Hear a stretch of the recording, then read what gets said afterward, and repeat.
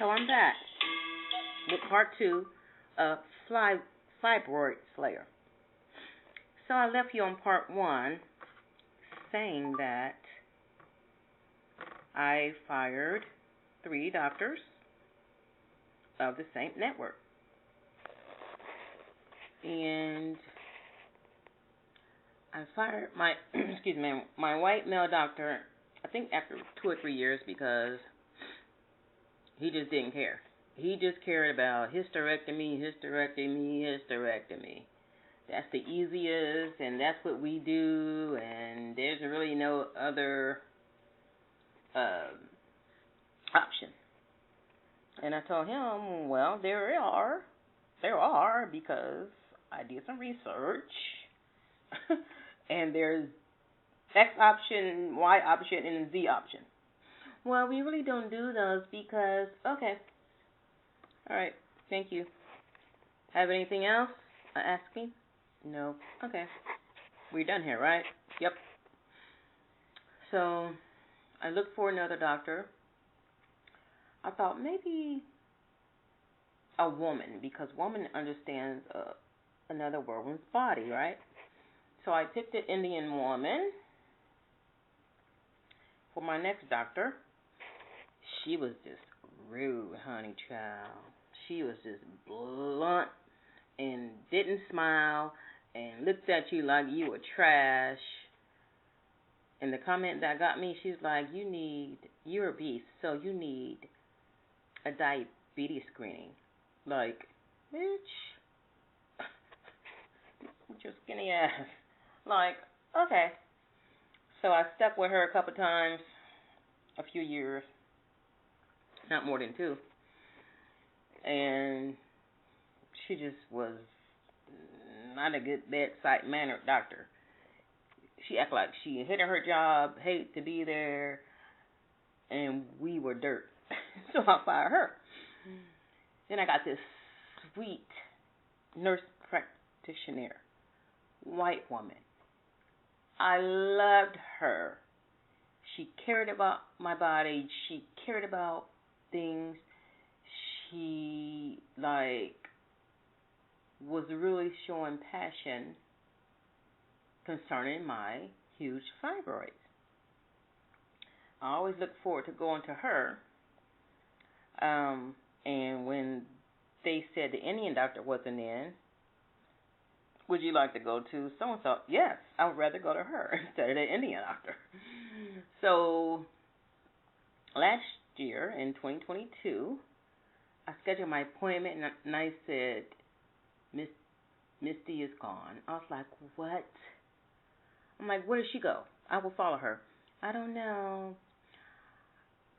She probably went to a new network, and they probably didn't tell me because they didn't want to lose patients.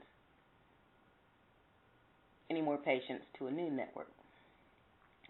So they said, we have so-and-so. She was really good. She was really nice. She was good.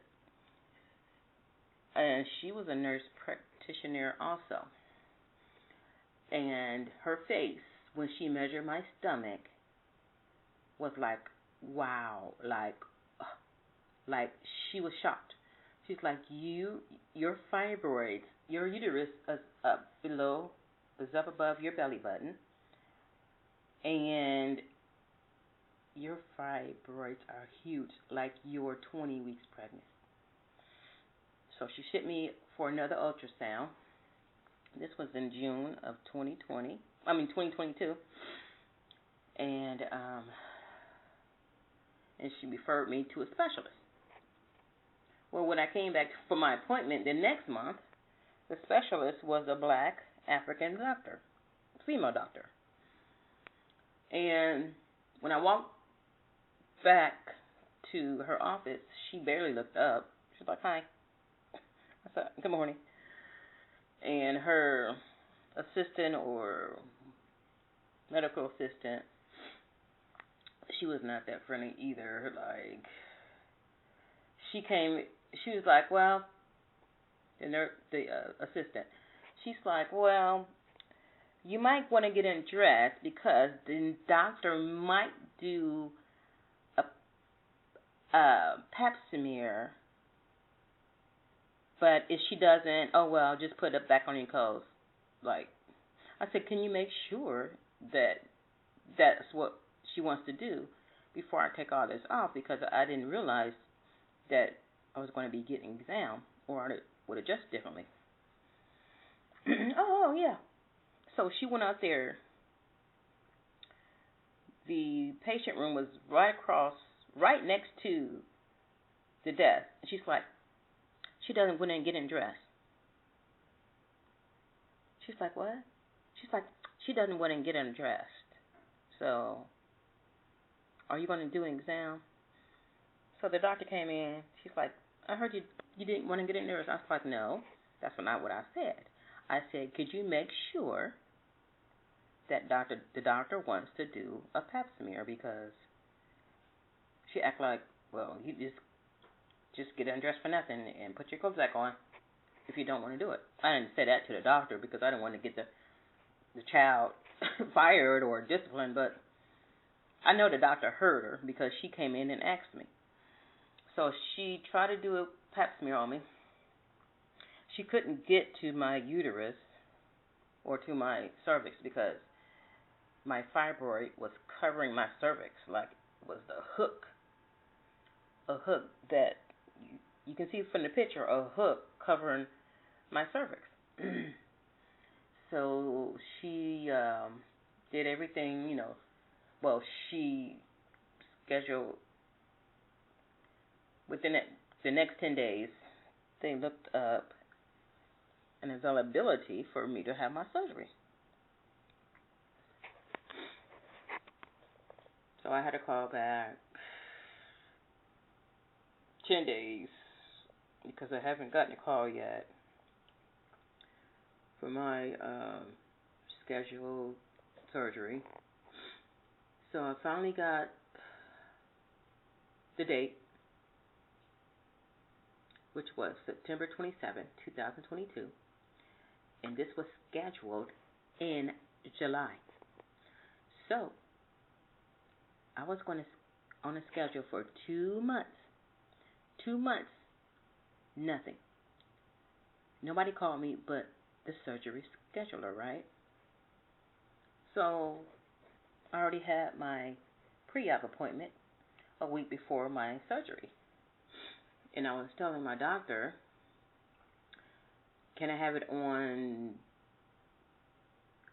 after this week because my son is coming in from Michigan to take me, and I have people taking off work and da-da-da-da-da. Oh, yeah. So when I went in for my pre-op, the dizzy assistant came in and was talking to me. She gave me my surgery wash, and she went back out to get the doctor. Doctor sent her back in, like nervous, like she's like, well, let me go over this for you. Well, let me talk about this. Like they were just making stuff up, like wasting time, borrowing time, until this white male doctor came in, and finally the surgeon came in. This is the African female doctor. She's like, well, I'm going to be on vacation when you come in for your post-op, so I want to reschedule your surgery. I was like, say that one more time. When you come in for your post-op 2 weeks after your surgery, I'm going to be on vacation, and I want to be here for ethical reasons. But you're going to be here on the day of my surgery, but you want to postpone my surgery because you're not going to be here on the day of my post-op. Yes, and I want to hand you over to my colleague. Come on in. Never met the man before, never seen him before, never talked to him before. And I was like, no, because I told you my son took off work. He's coming from out of town. Yeah, I understand. No, you don't understand. Like everybody just can't take off work willy-nilly, like when they want to. So, okay, and she was like, she's upset that we're going to change a surgery date. So, and he's like, well, I'll see if I can move other patients around. Like, how ethical is that? Like, you're going to move other patients around just to get me in, or you're going to reschedule me because you want to hand me over to a stranger doctor because you're not going to be here for my post-op appointment that the stranger doctor can see me for, but you're going to be here on the day of my surgery. No, she just messed up because when I was checking out, I said, so is this my surgery date or what? She's like, yeah, we good to go. We good to go. You're still scheduled for the 27th. I'm looking at her like, are you sure? Yeah. Looking down, yeah. I said, okay, in my mind, they're going to call me and reschedule my surgery. 7 days out, they're going to call me and reschedule my surgery. So she's like, oh, did we send you for blood work? No. Oh, we had to get your iron checked. So they gave me an order. She's like, how soon can you do this? I said, I can go right now. It was like 11:30. So I got my blood work that day. My iron was low. The results came in the same day. I had it call like 2 days in a row for somebody to pick up the phone and talk to me about my results. And then she had her assistant call and say, I'm sorry, doctor needs to reschedule your surgery because your iron is too low, and we don't want to we want to rule out the possibility of a blood transfusion. That's okay, that's understandable, because I really don't want anybody else's blood in me in the first place. That's understandable. And it gave me a chance to reflect. I don't want these incompetent doctors doing surgery on me. Because, for one, she gave me stupid-ass excuse of why she wanted to reschedule my surgery. For two, she didn't have her shit together because she did blood work a week before my surgery date. And that should have been done within 30 days of my surgery date. And then she scheduled me for 5 iron transfusions in 10 days. So I went every other day for iron transfusion. Yeah, I even went on a Saturday. But that didn't help because, like, my surgery date was gone and past. Then when I got the results, looked on my chart, nobody in the office read the results yet. So I called the assistant. Oh, the doctor's not here right now. She was like, I called and she's like, she assumed I wanted to talk about my surgery date or something. I said, no, that's not what I wanted to talk about. I said, if you would have picked up the phone and talked to me for just a second, you would have known what I was calling about. I think this was before my pre-op appointment. But anyway, so the doctor was unavailable. I said, I need to see a doctor. I said, I need to see somebody and talk about my surgery date. My blood count is up. Somebody needs to call me. That's what I wrote in my chart as a note to the doctor. So the assistant scheduled me with another doctor. I don't know if that's the same one that I met all of a sudden a week before my surgery date or what. But she scheduled me. I said I was having severe pain in my pelvis area. Like dull and sharp pain that just stopped me in my tracks. And I was pain was so severe, I had to bend over, like, so she assumed I was calling about my surgery date. I said, no. If you would have picked up the phone, you would have known what I was calling about. Like, so I put that in my chart. That's a message to my doctor that I'm having these pains and I need to talk to somebody about it.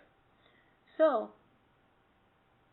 the assistant scheduled me to talk to some other doctor 2.5 weeks later. Are you serious? Are you serious? Okay. So that's the same day I went and found my other doctor. I fired a whole network, went to a whole different network, found this very educated, young, white female doctor who, between the ages of 20 and 25, she's got all these accolades. She just finished her residency in 2020, I believe. She had all these positive reviews.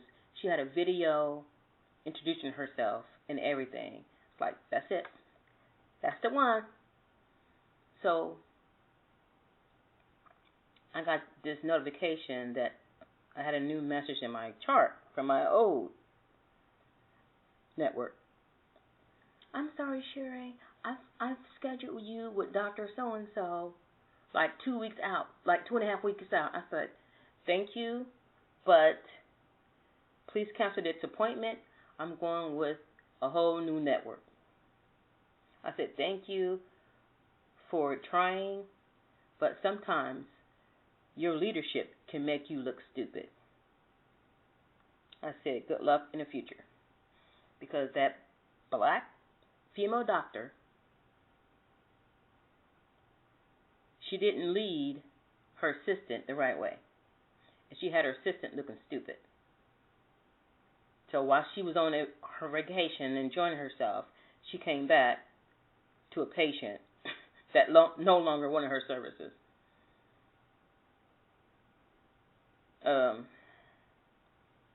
And every time I see Viola Davis,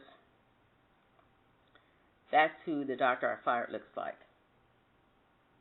She's not as pretty as Viola Davis, but she looks like Viola Davis in Woman King when she was fighting her toughest battle.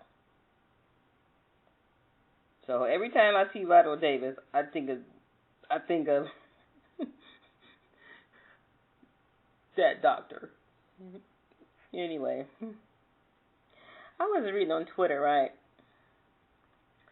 And some lady said, it was a post about fibroids, right? And it was some comments that the doctors don't tell you what's wrong with you, and they just leave you to suffer. And she said, I'm 44 years old, and I had to deal with a hysterectomy.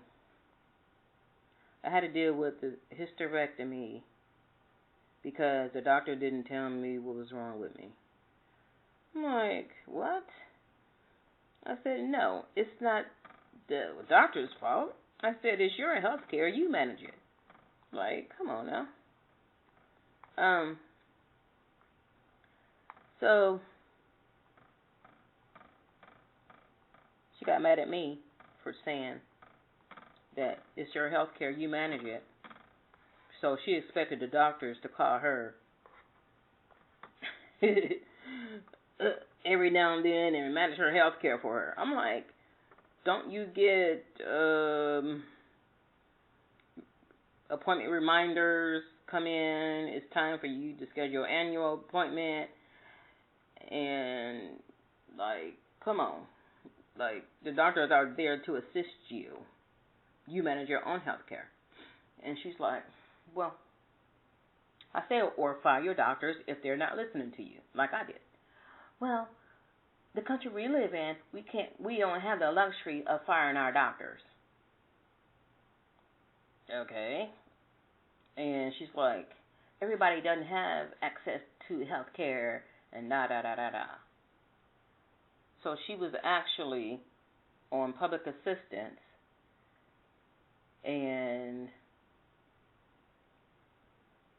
she couldn't fire her doctors or something.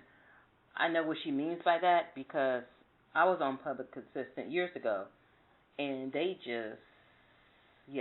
just treat you like they want to treat you, but they tell you what's wrong with you. If you ask questions, if you open your mouth, you will know what's wrong with you. I don't know if you can just fire. You can surely choose another doctor. I don't believe that the doctors didn't tell her what was going on. And then I told her, okay, speak up like you do on this social media platform. Speak up and ask questions. Like, I'm sure you can do that. Like, stop blaming everybody else for the problems that you can manage. So, it's said to be women of childbearing age have fibroids. Some are just bigger than other ones. And they say colored women have more problems with fibroids because we use those hair straightener products and dyes. But white women use dyes and perm products, not as much as we do. I'm not sure how true that is, but every woman has fibroids. And it's just what you eat, what you put in your body. I'm not sure about the chemical use. I'm not sure about that yet. But I know I've been depending on soy milk for the last 5 or 6 years. And that's when my fibroids grew bigger. So, let me get back to my wonderful surgeon. My wonderful young white female surgeon. So I was able to see her within 4 weeks. I went and met her. She is warm. She is caring. She sat down and listened to me. She was absolutely wonderful. And she scheduled my surgery within 2 months.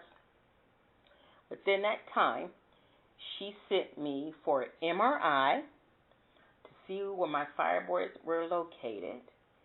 She tried to do a pap smear on me. She couldn't do it. She tried everything. I'm telling you, it was so uncomfortable. But I praise her for trying because she needed to do the pap smear to check for cancer before surgery. But since she couldn't do that, they checked for cancer during my surgery by sending a sample to the lab, a sample of my uterus to the lab, or cervix to the lab.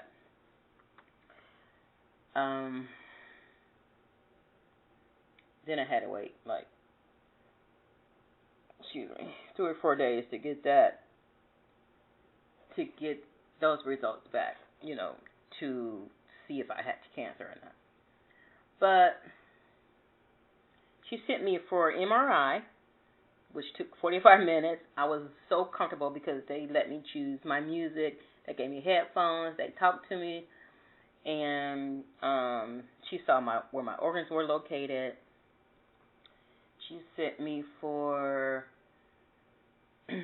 blood tests ahead of time. And she did a couple other tests. But she was on it. So I'm so glad I found her. And she called me a night before the surgery because they were talking about winter storm warning. And she called me and said, I have no words here. Do you have any concerns? She's just great all around. Then she told me the other surgeons that would be in there with her. I didn't know I was being operated by 3 badass females. I'm telling you. Dr. Torres, Dr. O'Shea, and Dr. Wood. 3 badass females.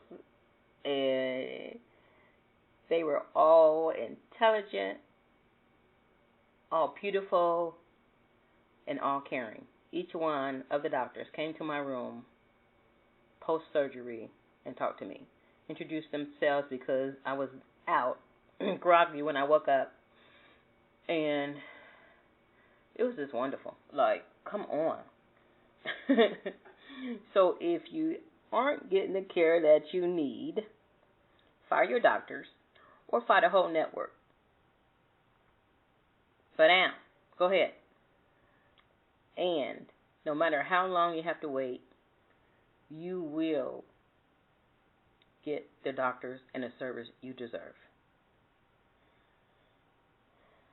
They did such a good job. I went home. I had surgery that Monday. I went home that Wednesday evening, about 5. The next day, Tuesday, I asked the doctor. I had a catheter in me. I was like, can somebody take this catheter out? Because I want to walk to the bathroom. Oh, yeah, sure, if you feel up to it. It's like, when we take this out, you have to give me some output in like 4 hours by this time, or we have to put it back in. I said, okay. So as soon as they took it out, I walked to the bathroom. I mean, for these 5-pound tumors to be connected to my spine, and they removed my uterus and my cervix, and I was up walking the next day, says something great about those surgeons. Like, I was up walking the next day and went home 2 days later on that Wednesday. And I stopped taking my pain pills 5 days later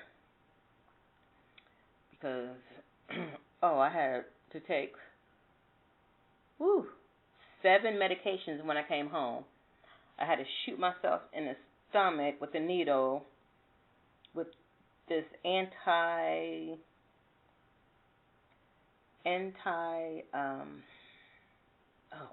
blood clot medicine. I had 3-4 different pain pills, and I didn't have any pain on February 4th, so I just stopped taking my pain medications. But I took the other pills that were prescribed for me for the amount of days that I was supposed to take them for. So today marks 2 weeks and 2 days after my surgery. I go back Friday for my post-op, and I'm going to ask the doctor, when can I drive? I don't have anywhere to go to. I have 4 more weeks till I go back to work, but sometimes I overdo it. I lay down most of the time, sit up most of the time, but I get up and walk around. And I started fixing my own food. And sometimes I can feel when I overdo it, so I sit back down. So this second part of the Fibroid Slayer is, do not blame the doctors for your failed health. It's your body and your responsibility. Like, if you don't have health care, there's some county health care that you can get on. I've done it like 3-4 times throughout my life when I needed it. Just take care of yourself, ladies. You don't know what's growing in your body. I had no symptoms until like 9 months ago. And we were monitoring these fibroids since 2015 with sonograms, with pelvic exams, everything. So until next time, take care of yourself. Bye-bye.